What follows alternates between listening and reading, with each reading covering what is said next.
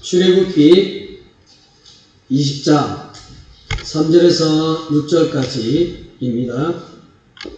우리 다 찾았으면 크게 아멘으로 하답합시다. 아멘. 네. 우리 한 절씩 봉독하겠습니다. 너는 나 외에 다른 신들을 내게 두지 말라.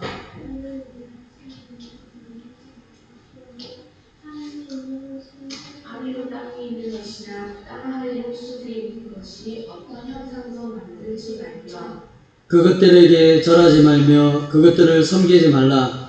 나 내 하나님 여호와는 질투하는 하나님인즉 나를 미워하는 자의 죄를 갚되 아버지로부터 아들에게로 3, 4대까지 이르게 하거니와. 다같이요 나를 사랑하고 내 계명을 지키는 자에게는 천대까지 은혜를 베푸느니라. 아멘. 여러분, 질투라는 뜻이 뭘까요? 자신이 좋아하는 이성이 다른 이성을 좋아하는 것을 지나치게 셈을 내거나 또 미워하거나 싫어하는 것을 말합니다. 그래서 질투라는 것은 사랑과 관계되는 것입니다. 사전에 그렇게 명확하게 나와 있습니다. 여러분 질투해 본 적 있습니까? 우리 하경이는 아마 질투를 많이 했을 것 같은데 다른 친구들도 질투를 많이 했을 거예요. 학교에 이제 남자친구가 있으면 그 남자친구가 하경이를 좋아하지 않고 다른 여자친구를 좋아하고 이러면 그 마음에 시기심이 얼마나 가득합니까? 그렇죠? 또 엄마 아빠가 하율이만 좋아하고 하경이를 좋아하지 않으면 또 하경이 늘 시기하잖아요. 엄마 아빠는 나만 안 좋아하고 하율이만 좋아한다. 하율이도 시기하잖아요. 자기 말 안 들어주고 자기를 좋아하지 않으면 시기하잖아요. 요즘 옛날에도 그랬는데 우리 이런 사람 간의 관계가 있으면 이렇게 좋지 않으면 질투로 이어갑니다. 그런데 여러분 질투를 만약에 했을 때 사람이 어떨까요? 그냥 가볍게 넘어갑니까? 아니면 어떤 큰 위험을 있습니까? 대부분 질투는 그냥 가볍게 넘어가지가 않습니다. 어떤 그 질투가 있으면 그 친구끼리 그 질투로 인해서 싸우기도 합니다. 그리고 서로 치고받기도 하고 서로 피터지기도 하고 그렇죠? 또 어른들은 서로 시기하고 질투하면 또 서로 막 미워하기도 하고 심지어는 죽이기도 하고 그런 위험이 있습니다. 사람을 아예 이제 파멸시키는 그런 경우가 있다는 거예요. 그래서 질투는 그렇게 가벼운 것이 아니다라는 거예요. 여러분, 하나님은 어떤 분일까요? 하나님은 질투를 하지 않는 분일까요? 하시는 분일까요? 하시는 분. 예. 오늘 말씀처럼 하나님은 질투하시는 분이십니다. 그렇죠? 하나님도 사람이 질투하는 것처럼 동일하게 그 하나님도 질투를 하십니다. 근데 누구를 상대로 질투하실까요? 때로는 성도를 상대로, 때로는 오늘 본문에 나와 있는 것처럼 어떤 신을 상대로 하나님은 질투하신다라는 거예요. 그런데 어떤 신을 상대로 질투할 때 신과 하나님이 동등한 입장에서의 질투를 하시는 것이 아닙니다. 근본적으로 차이가 있는 것입니다. 그렇죠? 신과 하나님은 근본적으로 여러 면으로 차이가 있습니다. 마치 질투한다고 할 때, 그러면 다른 어떤 신도 하나님과 뭔가 동등하는 거 아닌가? 동등하니까 하나님이 질투하시지. 이런 어떤 상대적으로 생각할 수 있습니다. 그러나 그런 차원이 아닙니다. 하여튼, 이 성경에서 하나님이 분명히 질투하신다라고 말씀하셨습니다. 여러분, 아까 제가 얘기했듯이 사람이 질투하면 아주 큰 위험성을 유발합니다. 마찬가지로 하나님이 질투하면 사람 못지않게 굉장히 큰 위험을 겪게 된다라고 하는 겁니다. 여러분, 하나님이 애굽 땅에 있는 이스라엘 백성들을 구원해 내셨습니다. 그런데 그 역할을 바로 모세가 그 역할을 담당했습니다. 모세가 애굽으로 가서 하나님의 뜻을 전해서 이스라엘 백성들을 이끌고 애굽 땅에서 탈출하게 된 것입니다. 조금 갔습니다. 그 앞에 홍해가 있었습니다. 그 홍해를 건널 수가 없었습니다. 그런데 모세가 지팡이 들고 기도하니까 그 순간 그 홍해가 갈라졌습니다. 그리고 그 이스라엘 백성들 한 명도 빠지지 않고 다 건너갔습니다. 그러나 그 뒤를 따라오던 애국 군사는 모조리 그 바다에서 다 죽었다라고 하는 거예요. 자, 홍해를 건너고 나서 이스라엘 백성들이 또 간 것이 뭐냐면 광야입니다. 광야는 아무것도 없는 곳입니다. 사람이 살아갈 수 있는 환경과 여건이 없었습니다. 그럼에도 불구하고 애굽 이스라엘 백성들이 그 광야에서 아무런 어려움을 겪지 않았습니다. 그것은 하나님이 그들에게 때로는 먹을 것을 주시고 때로는 그늘도 주시고 여러 가지로 보호하시고 인도하시고 지켜주셨습니다. 여러분, 이처럼 이스라엘 백성들이 애굽에서 탈출해서 이 홍해까지 오는 이 과정이 그렇게 만만하지 않았습니다. 여러 가지 어려움이 있었죠. 그러나 그들은 생명에는 지장이 없었습니다. 자, 오늘 본문은 드디어 이스라엘 백성들이 중요한 곳에 도착을 했습니다. 그곳은 어디냐면 바로 시내 광야입니다. 일명 하나님의 산이라고 불리는 곳이죠. 자, 이때 시내 광야에서 이스라엘 백성들이 도착한 시기는 애굽에서 떠나온 지 몇 개월이 되냐고 하면 바로 19장 1절에 보면 3개월이 되었습니다. 3개월. 그러니까 애굽에서 시내 광야까지 오는데 몇 개월이 걸렸어요? 3개월이 걸렸죠. 그 3개월 동안 여러 가지 일들이 있었습니다. 그래서 그들이 백성들과 이스라엘 백성들이 도착을 했습니다. 그 시내 광야에서 장막을 쳤습니다. 이 장막은 뭐죠? 그들이 쉴 수 있고 그들이 머물 수 있는 그 공간, 천으로 되어 있는 장막을 쳤다라고 하는 것입니다.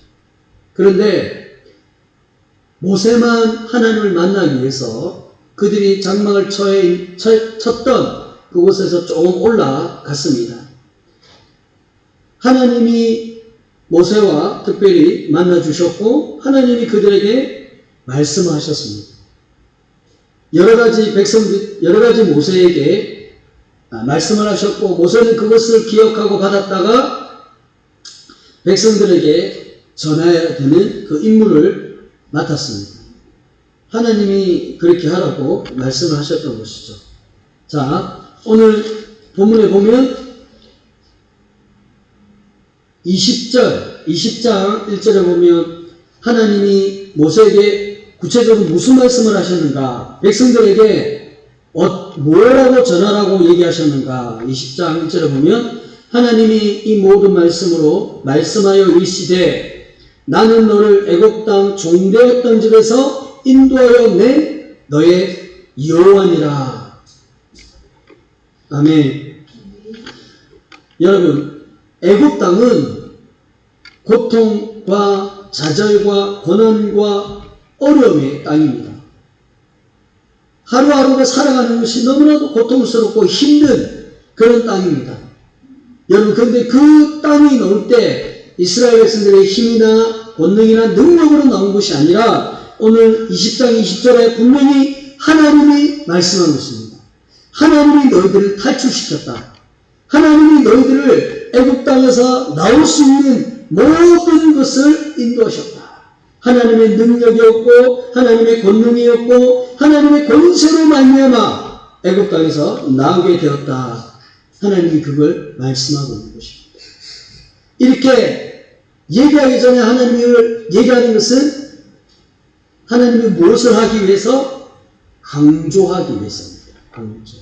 백성들에게 너희들 분명히 기억해라.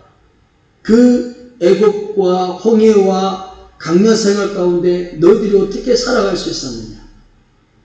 너희들이 어떻게 먹을 수 있었고 그런 덥고 추운 상황 속에 너희들 몸이 전혀 아무렇지 않게 되었다. 어떻게 그럴 수 있었느냐.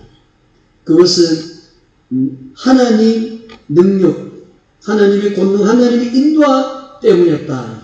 하나님이 분명히 말씀하고 있습니다. 여러분, 우리 모두도 기억해야 되는 것이 있습니다. 우리가 이렇게 하루하루 살아가는 것은 우리가 잘났기 때문에, 우리가 열심히 살기 때문에 아닙니다. 우리가 똑똑하니까, 내 부모가 지켜주니까 아닙니다. 하나님이 우리를 돌보시고 있고 하나님이 우리를 지켜주시니까 우리가 살아가는 것입니다. 여러분, 이 믿음 절대 버려서는 안 되는 것입니다. 아멘. 하나님이 우리의 생명을 지켜주시고 하나님이 우리를 붙잡아 주신다라고 하는 사실을 기억해야 되는 것입니다.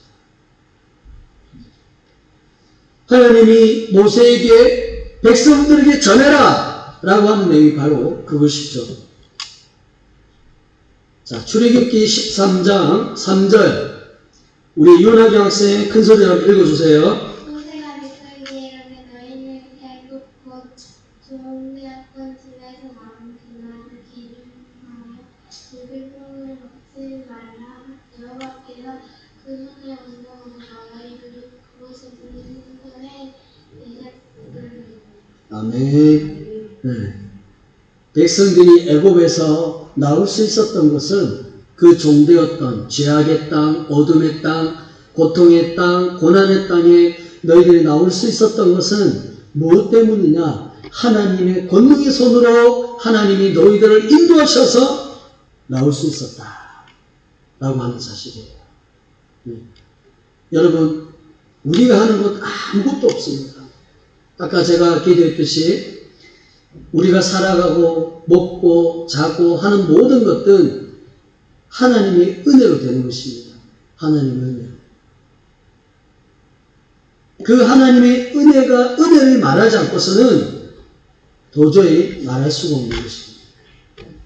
그래서 여러분, 언제나 우리의 생애가, 우리의 삶이 우리가 가지고 있는 그 무엇으로 되어지는 것이 아니라 주변의 사람의 도움으로 되는 것이 아니라 물질로 인해서 되어지는 것이 아니라 부모의 도움으로 되는 것이 아니라 하나님이 도우셔야 된다. 하나님이 인도하시는 것이 우리가 살아가는 것이다. 그 믿음 놓지 않고 늘 기억하며 살아갔으면 좋겠습니다. 자, 하나님이 모세에게 이렇게 말씀하시고 나서 이제 본격적으로 말씀하시고자 하는 의도를 오늘 말씀합니다. 자, 여기 10계명이죠. 10계명에서 가장 중요한 1계명을 하나님이 얘기하고 있습니다. 뭐든지 첫 번째 얘기하는 건 뭐예요? 중요합니다. 강조하기 위해서. 그것을 잊어버리면 안 된다라고 하는 것을 상기시키기 위해서 얘기합니다. 중요한 것을 얘기할 때는 항상 첫 번째 것을 얘기합니다. 그런데 오늘 하나님께서 10계명 중에 가장 첫 계명을 얘기할 때 무엇에 대해서 얘기하냐면 다른 신, 우상에 대해서 얘기하고 있습니다. 저번 주에도 우상에 대해서 얘기했고 이번 주에도 묵상하는 중에 한번 우상에 대해서 한번 얘기해야 되겠다 싶어서 이 말씀을 연구했고 묵상했습니다. 자, 하나님께서 3절에 가장 첫 번째로 하는 말이 나 외에는 다른 신을 내게 두지 말라. 그렇게 말하죠. 여러분, 이 말은 무슨 말입니까? 항상 이스라엘 백성들 곁에 중심에 마음에는 항상 하나님이 있었어요.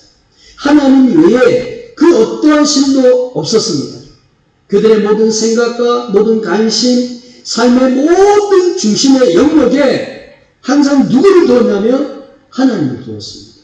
그런데 오늘 하나님 말씀하시기를 하나님을 내팽개치고 내버려 두고 너희들 중심에, 너희들 마음에 다른 신을 두지 마라. 이렇게. 두지 마라 라고 하는 것은 너희 마음과 생각과 어떤 너희 주변의 삶의 영역에서 이런 것조차도 두서는 안 된다. 이렇게 얘기를 합니다. 자, 그럼 여기서 말하는 다른 신을 누구라고 구체적으로 얘기할까요? 사전에 말하고 있는 것처럼 우상을 말하죠. 우상. 그래서 신을 말할 때 이 신이 우상과 전혀 다른 것이 아니라 우상을 얘기하고 있는 것입니다. 저번 주에 말한 것처럼 우상에 여러 가지 모양이 있다고 분명히 얘기했어요. 그 여러 가지 모양 중에 첫 번째가 바로 새긴 우상이었습니다. 새긴 우상. 하나님이 말씀하시기를 새긴 우상을 만들지 말라. 여러분, 새기는 것은 무엇입니까? 나무나 돌에나 이런 것들을 어떤 조각을 해서 그 형상이 만들어지는 것을 말합니다. 그래서 그런 어떤 형상들이 이루어지는 걸 말하죠. 그리고 하늘에 있는 모습들, 땅에 있는 모습들, 물속에 있는 모습까지도 어떤 형상을 만듭니다. 큰 물고기를 어떤 데는 그거를 우상처럼 형상을 만들어서 그렇게 만들기도 하죠. 그렇죠? 동물도 마찬가지입니다. 그리고 어떤 데는 하늘에 있는 해, 뭐 이런 걸 상상해서 그 해를 그 나무나 돌에다 새겨서 그 우상을 이렇게 만듭니다. 그런 형상을 만들지 마라. 이렇게 얘기를 하죠. 자, 여기서 하나님이 어떤 형상을 만들지 마라 하는 것뿐만 아니라 어떤 행위까지도 얘기하고 있어요. 형상 플러스 그것에 대해서 너희가 어떤 행동도 행위도 취해서는 안 된다. 자, 5절에 그렇게 설명하고 있습니다. 자, 그것들에게 절하지 말며 그것들을 섬기지 말라. 나 내 하나님 여호와는 질투하는 하나님인지. 자, 두 가지를 얘기하고 있어요. 그렇죠? 어떤 행위도 해서는 안 된다. 첫 번째 행위는 뭡니까? 절해서는 안 된다 라고 하는 거예요. 우상을 만들어 놓고 그 우상 앞에 무릎을 꿇는다든지 손을 모아서 절을 한다든지 어떤 행동이나 이런 것조차도 해서는 안 된다라는 거예요. 그냥 목사님 편안하게 받아들일 수 있고 그냥 넘어가면 되지. 그거 갖고 그렇게 어떤 행동을 한다고 해서 그게 큰 겁니까? 잘못한 겁니까? 그렇게 편안하게 생각할 수 있지만, 말을 할 수 있지만, 그러나 이 문맥을 따라가면 그렇게 하는 행위조차도 하나님이 금하고 있어요. 절해서는 안 된다. 두 번째는 뭡니까? 섬기지 마라. 섬기는 것은 뭐냐? 우상을 만들어 놓고 그 우상을 아주 깨끗하게 만들고 그리고 그 우상을 돌보는 거예요. 우상이 상처나거나 우상이 다치지 않게 지극정성으로 합니다. 여러분, 우리 옛날에는 우리 어른들은 뭡니까? 4월 초파일 되면 해 뜨면, 달 뜨면 달 앞에 딱 달을 보고 그 그릇에다가 물을 담고 그렇죠. 물을 담고 그 마당 앞에 딱 내놓습니다. 그러면 마당 앞에서 절을 합니다. 어떤 그런 것조차도 그런 행위라고 하는 거죠. 여러분, 불교나 어디 이런 데 가면 항상 이런 상들을 이렇게 깨끗하게 합니다. 그것조차도 하나님은 해서는 안 된다. 왜 그렇게 해서는 안 된다라고 하나님이 강하게 얘기할까요? 그냥 편안하게 받아들이면 되지 않습니까? 그런데 하나님은 절해서도 안 되고 섬겨서도 안 된다. 그렇게 강하게 얘기하고 있어요. 왜? 그 이유를 뭐라고 얘기하고 있어요? 네, 맞아요. 하나님은 질투하는 분이기 때문이다. 자, 제가 앞에서 얘기했어요. 그 질투는 남녀 간의 사랑의 관계에서 질투를 말합니다. 그러면 그 질투하면 사람이 얼마나 악하게 되고 또 위험성을 초래합니다. 가지는 그 마음을 하나님이 동일하게 가지신다. 그러니까 여러분, 무슨 말입니까? 우상 형상을 만들고 그 형상 앞에 절하고 형상을 섬기는 행위가, 섬기는 그 모습들이 하나님이 보시기에 무엇을 한다? 질투한다. 굉장히 하나님이 싫어하십니다. 하나님이 인내로 지켜보지 않으십니다. 하나님이 배신감을 느낍니다. 배신감. 내가 너희들에게 했는데 네가 나한테 그래? 이런 어떤 배신감. 하나님이 진노를 하시죠. 그 우상이 하는 모든 행위를 하나님이 징벌을 내리십니다. 참지 않으십니다. 왜? 하나님은 질투하는 분이기 때문입니다. 사랑하는 여러분, 하나님은 사랑과 긍휼이 무한하십니까? 무한하지 않으십니까? 무한하십니다. 그러나 하나님은 죄 앞에 누구도 결코 긍휼이 불쌍히 여기지 않으십니다. 그냥 넘어가지 않는다라는 거예요. 우상 앞에 절하고 우상을 섬기는 행위를 하는 것, 하나님의 질투를 유발시키는 행위입니다. 또 이 질투는 다른 말로 얘기하면 하나님을 미워하는 행위입니다. 행위. 잘 들으세요. 이게 중요합니다. 질투한다는 말은 다른 말로 얘기하면 하나님을 미워하는 행위예요. 행위. 이 하나님을 위한 행위가 뭐예요? 무엇입니까?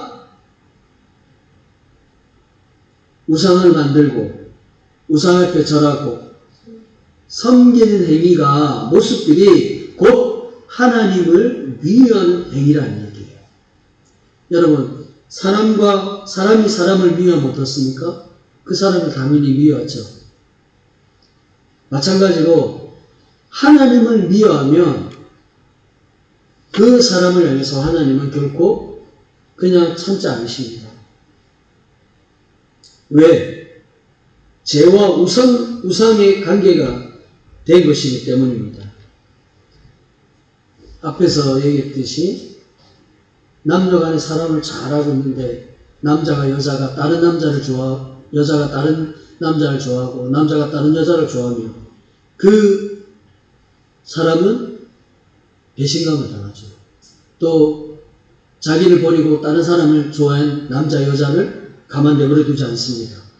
여러 가지 방법과 수단을 동원해서 그 사람을 괴롭힙니다. 그렇죠? 힘들게 만든다라는 거예요. 그렇게 한다는 거예요. 질투는 하나님이 질투한다 라고 하는 것은 바로 그겁니다. 응? 하나님이 굉장히 굴욕을 당하는 겁니다. 사랑하는 여러분, 그래서 우리가 하나님 앞에 어떻게 살아가야 되느냐, 성도가 하나님 앞에 어떻게 살아가야 되느냐, 우상을 버리고 살아가야 됩니다. 그 우상을 버리고 살아가는 데 있어서 성도가 한 가지 더 해야 될 것이 있습니다. 그것은 뭐냐? 바로 이겁니다. 자, 하나님만 사랑하고 말씀을 따라 살아가는 것이 은혜를 계속해서 받으며 살아가게 됩니다. 아멘. 자, 우리 한번 다 같이 그 목소리를 한번 듣겠습니다. 시작. 하나님만 사랑하고 말씀을 따라 살아가는 것이 은혜를 계속해서 받으며 살아가는 것입니다. 아멘. 여러분, 부모는 자녀들에게 하염없이 베풀고 채워주고 지켜줍니다. 그것에 어떤 조건과 노력도 포함되지 않습니다. 그렇죠? 부모가 자녀를 사랑하는데 무슨 노력을 보고 사랑합니까? 자녀의 어떤 그 조건을 보고 자녀를 사랑합니까? 무한입니다. 조건 없습니다. 무한적으로 사랑하죠. 그러면 자녀들이 부모에게 해야 되는 것은 뭐죠? 그것은 바로 부모를 온전히 사랑하는 겁니다. 그냥 부모의 말을 따라 살아가는 겁니다. 그것면 됩니다. 그거면. 부모들은 자녀에게 여러 가지를 요구하지 않습니다. 그냥 사랑하고 그냥 부모의 말을 따라 살아가는 것, 그거면 충분합니다. 하나님과 우리 성도의 관계가 바로 이랬습니다. 맞죠? 여러분, 하나님이 아무리 전능하신 분일지라도 참지 못하는 것이 있습니다. 그것이 뭘까요? 죄와 우상을 숭배하는 행위입니다. 그것에 따라서 하나님은 반드시 대가를 치르게 하시고 징벌을 내리십니다. 왜?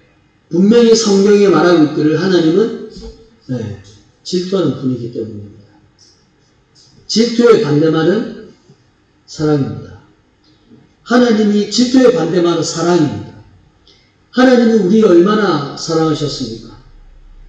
여러분, 하나님이 우리를 자녀를 삼아주시는데 어떤 조건을 보고 그걸 하셨습니까? 아무런 조건을 보지 않고 그냥 무한적으로 우리를 사랑하셨어요.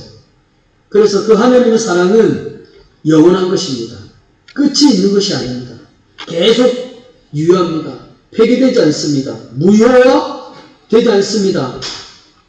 하나님이 한번 주신 사랑은 영원해요. 조건적이지 않습니다. 우리가 하나님의 사랑을 받았는데 그 사랑을 계속 실천하지 않고 그 사랑을 받지 않는 자처럼 모습을 살아가면 그것 때문에 하나님의 사랑이 우리를 버립니까? 그렇지 않습니다. 그 하나님의 사랑은 영원합니다. 그런데 여러분, 아이러니하게도 하나님의 사랑이 끝날 때가 있습니다. 그 끝날 때가 언제죠? 뭐죠? 하나님이 참을 수 없는 행위를 했을 때, 죄, 우상 숭배를 했을 때 바로 그것입니다. 자, 왜 그러냐면 보세요. 자, 5절에 제가 읽겠습니다. 그것들에게 절하지 말며 그것들을 섬기지 말라. 내 하나님 여호와는 질투하는 하나님인즉 나를 미워하는 죄를 갚되 아버지부터 아들에게로 3세대까지 이르게 하시니라. 질투가 다른 말로 얘기하면 하나님을 위하는 행위입니다. 그런데 하나님을 위하는 행위가 곧 뭐란 얘기예요? 죄란 얘기예요. 죄. 죄로 보고 있다는 얘기입니다. 죄. 하나님을 위하는 죄악된 행위라는 얘기예요. 그러니 하나님이 어떻게 참을 수 있겠어요? 하나님이 어떻게 그런 죄악된 행위를 하는데 하나님의 질투를 유발시키는 그런 말도 안 되는 행위를 하는데 하나님 참을 수가 있겠어요? 하나님을 위하고 있는 행위란 말이죠. 그러니 하나님 참을 수 없는 것이죠. 그리고 이 미워하는 죄악된 행위가 자기에게로 끝나는 것이 아니라 어떻게 해요? 3, 4대까지 그 죄악이 그대로 유지가 된다는 거예요. 그 죄악을 보고 묻고 하신다는 얘기입니다. 자녀들에게 그리고 그 자녀 후손들에게까지 그 죄악이 유전이 된다는 얘기예요. 하나님이 이렇게 뭐예요? 계속 물으십니다. 그 우리 지금 일명 우리로 말하면 꼰대라고 얘기하잖아요. 응? 하나님이 한번 이렇게 죄악을 딱 기억하시면 그것을 자녀들에게 그리고 후손들에게 계속 그 죄악을 묻습니다. 여러분, 반대로 하나님이 우리 가운데 계속적인 은혜를 베푸시는 때가 있어요. 우리가 아까 기도했죠? 우리가 살아가는 모든 것이 그 중심에 하나님의 은혜가 있습니다. 성도가 하나님의 은혜를 계속 받기 위해서는 그 유일한 일은 뭐냐? 하나님을 사랑하고 말씀을 따라 살아가는 것입니다. 하나님은 우리에게 무엇을 요구하셨어요? 뭐 어떤 우리가 지킬 수 없는 걸 요구하셨어요? 우리가 어떤 지키지 못하는 시간이 걸리는 것, 널 시간이 걸리는 걸 요구하셨어요? 하나님은 우리에게 요구하시는 것은 다른 것이 없어요. 무엇을 요구하셨어요? 우리처럼 보면 나를 사랑하고 내 계명을 지키는 자. 하나님은 그것을 우리에게 요구하시는 거예요. 나를 사랑해라. 남녀가 간에 사랑하듯이 부모가 자녀를 사랑하듯이 자녀가 부모를 사랑하듯이 그렇게 하나님을 사랑해야 합니다. 우리 유나 학생이 엄마를 그렇게 사랑하듯이 엄마를 그렇게 따르듯이 하나님을 그렇게 사랑하라는 거예요. 하나님은 그렇게 지극정성 사랑해라. 그리고 하나님이 말씀하신 그 말씀을 늘 듣고 그 말씀으로 살아가려고 노력하고 애쓰라는 거예요. 성도는 그렇게만 살아가면 돼요. 그렇게 살아가면 하나님이 때로는 우리에게 뭘 부어주신다고? 은혜를 부어주신다. 은혜를 부어주시는 조건이 뭡니까? 뭐 우리가 지킬 수 없는 큰 겁니까? 아니에요. 우리가 충분히 지킬 수 있는 거예요. 하나님을 사랑할 수 있지. 말씀을 따라 살아가는 거. 그 사랑이 뭐냐? 그 은혜가 천대까지 베푼다. 이 말은 영원하다. 네? 하나님을 위한 행위가 그 사람에게만 끝나는 것이 아니라 3세대까지 이르듯이 하나님을 사랑하고 하나님의 말씀을 따라 살아가면 그것이 천대까지 자녀들에게 후손들에게 그 후손들에게 영원히 그 은혜가 일어난다. 여러분 이게 얼마나 감사한 일이에요. 네가 하나님 은혜를 받기 위해서는 1억원 내놔. 하나님은 그렇게 요구하신다. 네 하나님 내가 너에게 은혜를 베풀 건데 몇 천만 원 내놔. 그리고 자녀 나에게 줘. 이렇게 얘기하면 정말 은혜 받기 힘들어요. 근데 하나님이 우리에게 그 은혜를 받을 수 있는 것이 얼마나 가볍고 충분한지를 우리에게 말씀하고 있어요. 하나님을 사랑하고 하나님의 말씀을 따라 살아. 우리 하경이가 물어보세요. 엄마를 얼마만큼 사랑해요? 100%? 네. 100%죠.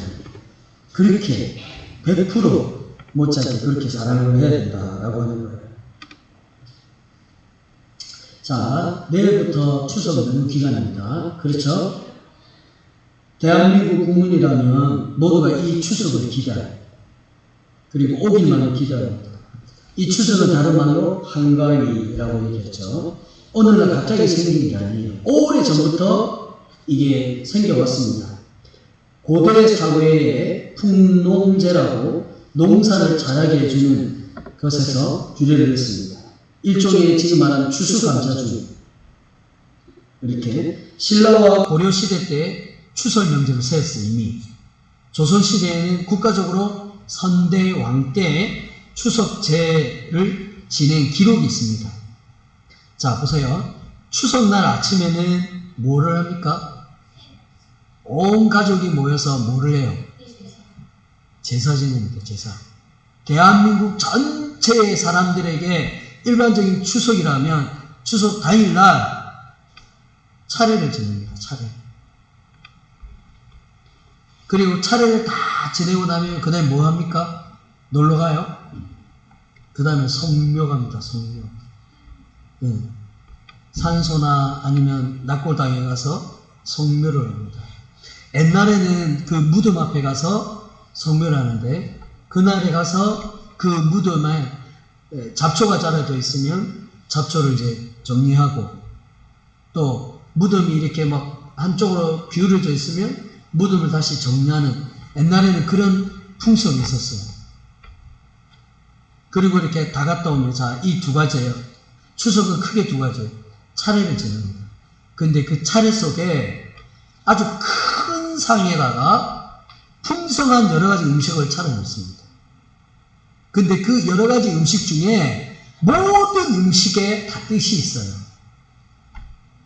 그냥 아무 생각 없이 그 풍성하게 그냥 음식을 차려놓는 것이 아니라 그 음식을 차려놔도 음식의 위치가 뭐예요? 정해져 있어요. 그리고 그 음식 앞에 옛날 아빠 때는 그랬습니다. 음식 앞에 이 숟가락 같은 거 딱 꽂아놓고 이렇게 있어요. 그리고 이제 그 가위를 이렇게 딱 잘라서 이렇게 딱 세워놔요. 그것도 그냥 대충이 아니라 딱 위치가 있고 정해져 있습니다. 그 왜 그런 줄 알아요? 다 신이에요, 신. 신들을 섬기기 위해서 그렇게 합니다. 왜?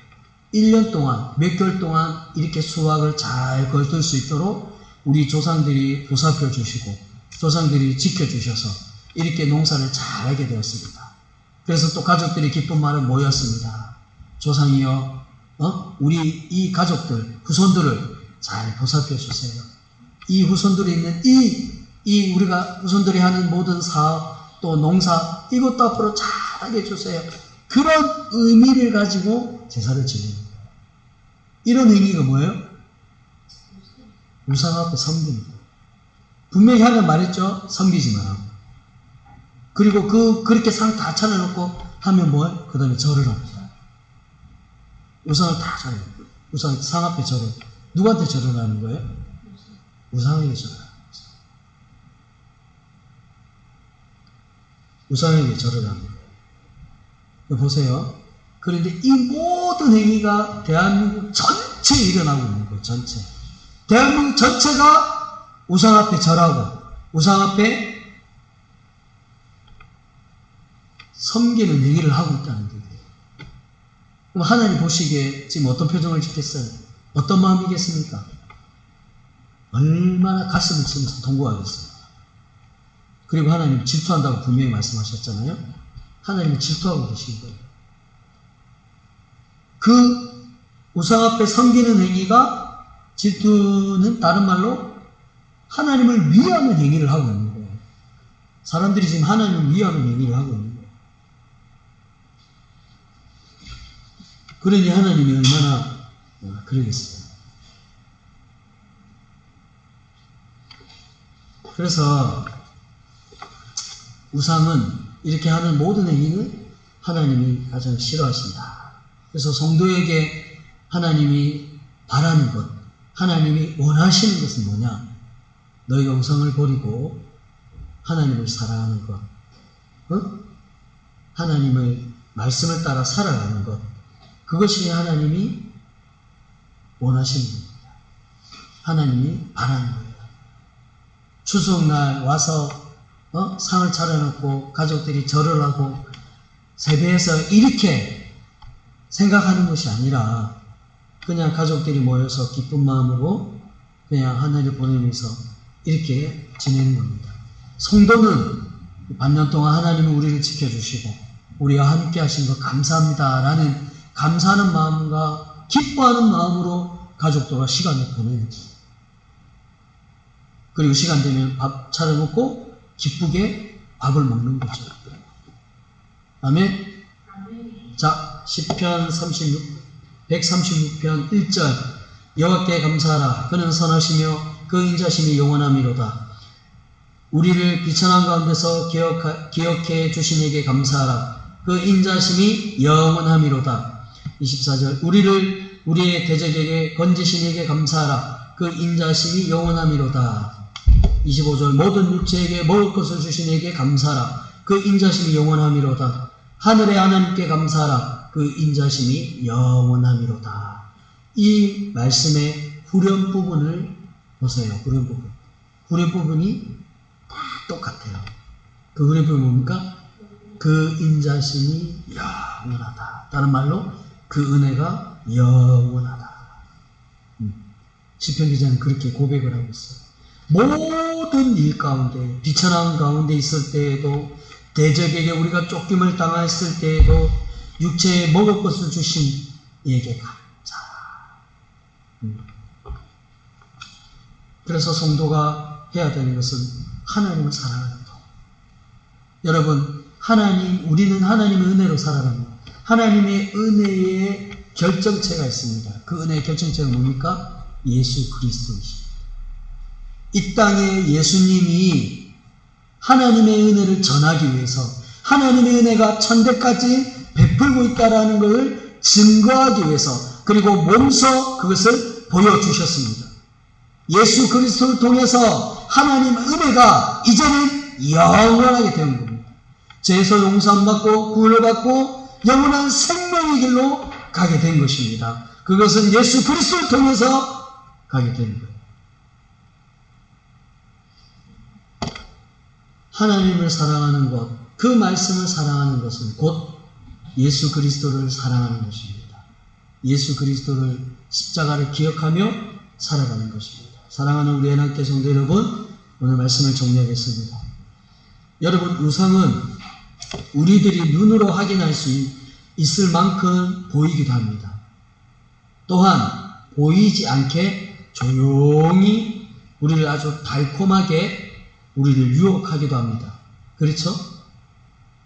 특히 보이지 않게 우리를 유혹하는 우상들이 더 위험합니다.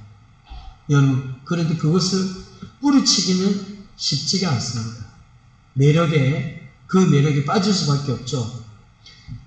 여러분, 그렇죠? 그럼에도 불구하고 성도는 어떻게 해야 합니까? 계속 버리려고 노력해야 됩니다. 또 우상 앞에 빠졌으면 또 버리고 또 버리고 또 버리고, 그리고 하나님을 사랑하고 그 말씀을 따라서 계속 자신을 치면서 살아가야 하는 것입니다. 오늘 본문 말씀처럼 하나님만 사랑하고 말씀을 따라 살아가는 것이 그 은혜를 계속 받으며 살아가게 된다라는 사실입니다. 여러분, 이 사실을 기억하고 하나님은 질투하시는 분이다 라는 기억하고 우리의 삶에 우리의 모습을 돌아보는 우리 모두가 되었으면 좋겠습니다. 하나님만 사랑하고 하나님만 의지하며 살아가는 우리 모두 되었으면 좋겠습니다. 우리가 이 찬양하고 기도할 시간을 갖겠습니다. 오직 예수뿐이네. 우리 한번 찬양합시다.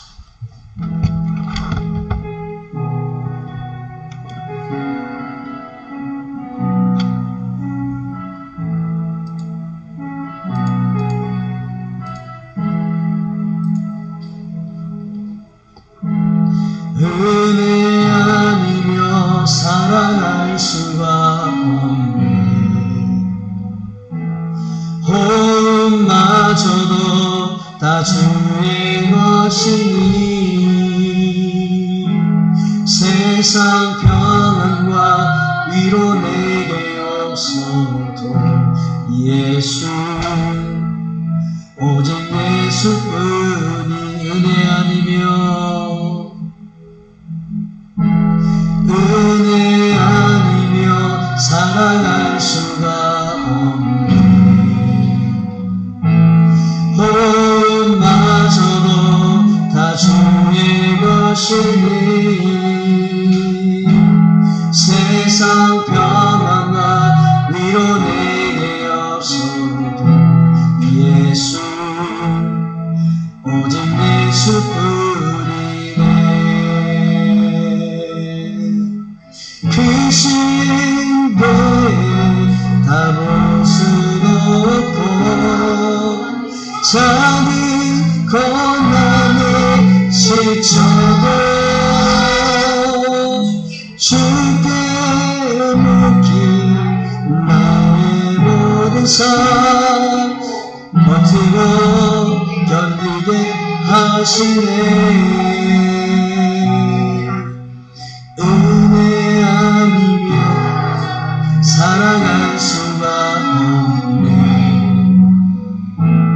나의 모든 것 다 주께 맡기니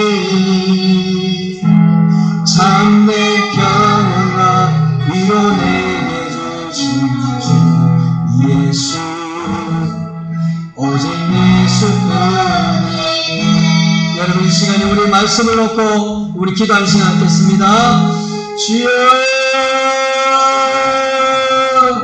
하나님 아버지 감사합니다. 우리에게 언제나 이 말씀을 기억하게 하셔서 우리의 행동을 날마다 되돌아보는 시간을 갖게 하여 주옵소서. 하나님도 질투하시는 분입니다.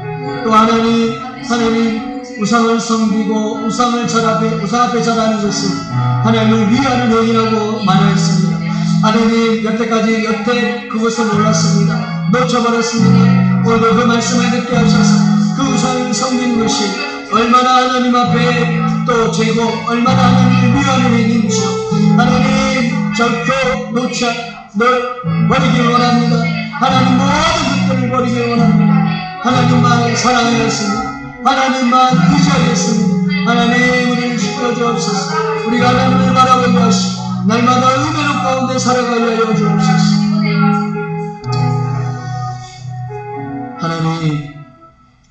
하나님도 질투하시는 분이라고 하나님 당신께서 말씀하셨습니다. 또한 이 질투가 하나님을 미워하는 행위라고 하나님이 분명히 말씀하셨습니다.